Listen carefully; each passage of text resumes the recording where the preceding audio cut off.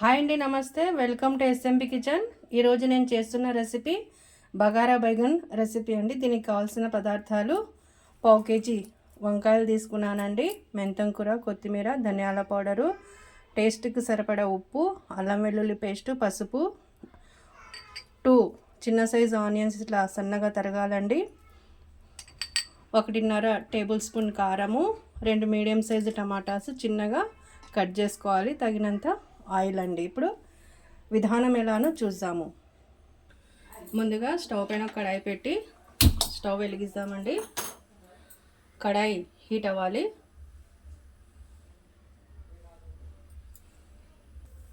కడాయి heat అయిన తర్వాత 3 పెద్ద టేబుల్ స్పూను ఆయిల్ వేసుకోవాలండి.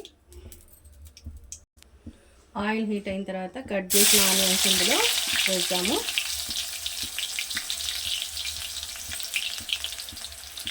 కలుపుదామండి.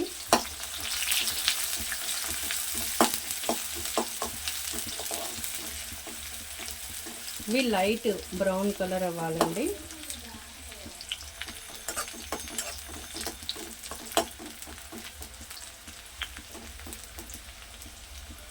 ఇదిగోండి, ఇప్పుడు బ్రౌన్ కలర్ అయిన తర్వాత కొన్ని ఫ్రైడ్ ఆనియన్ పక్కకు తీద్దామండి.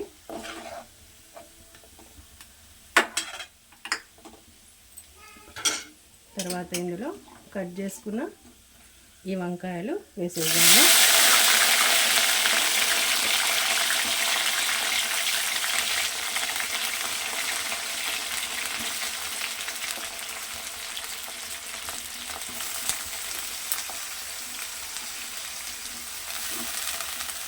వేసిన తర్వాత టేస్ట్కు సరిపడా ఉప్పు అండి, తర్వాత పసుపు, ధనియాల పౌడరు, అల్లం వెల్లుల్లి పేస్ట్, తర్వాత కారము, మెంతం కూర వేసి కలుపుదాం. ఇప్పుడు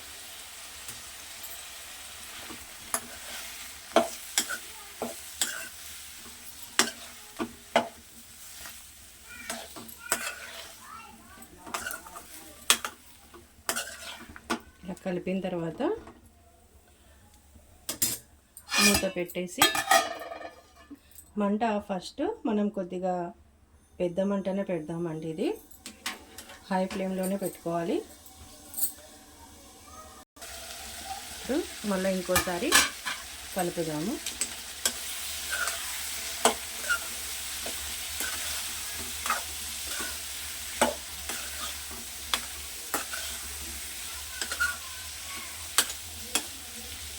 కూర ఉడుకుతుంది కదా, ఇప్పుడు మనము దీన్ని మంటను లో ఫ్లేమ్లో పెట్టేద్దాం. కొంచెం ఎప్పటికైనా గుర్తుపెట్టుకోండి, కర్రీ బాగా టేస్ట్గా కుదరాలి కూర అంటే మనము మంట లో ఫ్లేమ్లో పెట్టి వండితేనే టేస్ట్గా ఉంటుందండి.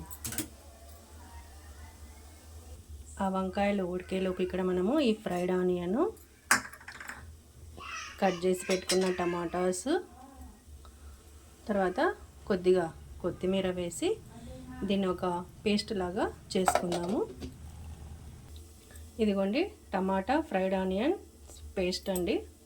ఇప్పుడు మూత తీసి ఈ టమాటా పేస్ట్ ఇందులో వేసేద్దాము.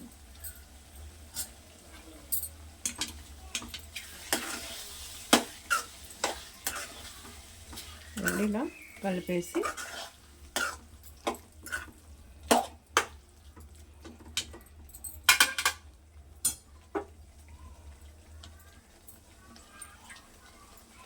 ఇదిగోండి, గిన్నె మొత్తం ఇట్లా వేసేసి ఈ నీళ్ళు కొన్ని వేసేద్దాం. దీంట్లో చారు, ఇంకా వాటర్ వేయకూడదు అందులో.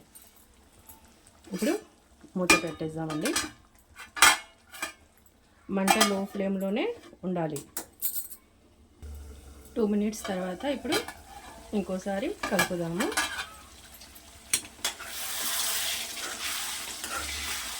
బాగానే ఉడుకుతుంది కర్రీ.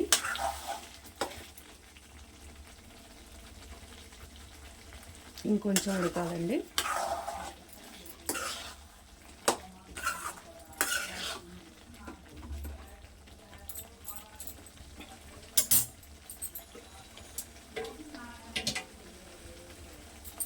ఇప్పుడు మూత పెట్టేసాము. 2 మినిట్స్ అండి. ఇప్పుడు చూద్దామండి.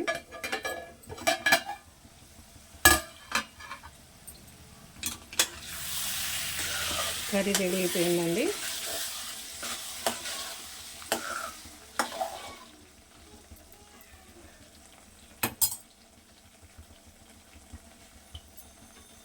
కొత్తిమీర వేసేసి వేడివేడిగా సర్వ్ చేసుకుందాము. ఇదిగోండి వేడి వేడి బగారా బైగన్ కర్రీ అండి. చాలా టేస్ట్గా ఉంది. మీరు కూడా తప్పకుండా ట్రై చేయండి. నా ఛానల్ సబ్స్క్రైబ్ చేయండి, లైక్ చేయండి.